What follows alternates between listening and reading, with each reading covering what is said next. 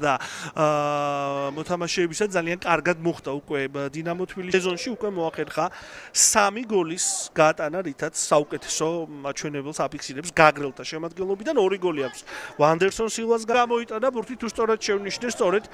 დინამოულთა მეოთხე ნომერი იყო მოთამაშე თეიმურაზ ოდიკაძე 41 ნომრით, მათე შათილიშვილი 6, ნოდარ ლომინაძე 19, ოთარ აფციაური და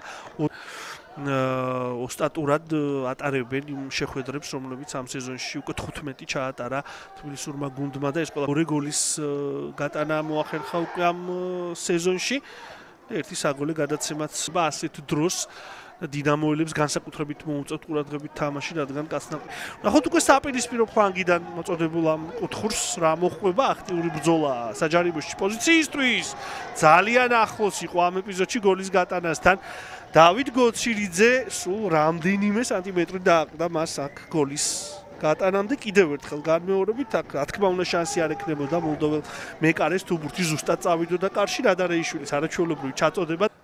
აუგუსტო სანტოს პორფირიო ნადარეიშვილი მარჯვნივ კეთდება პასი და ზუსტია ეს გადაცემა გეგეჭკორი ჩაწოდება ნახავთ განმეორებით ამ ეპიზოდს და გამოჩნდება უკეთ რა თქმა უნდა რეხვიაშვილის გადაცემა და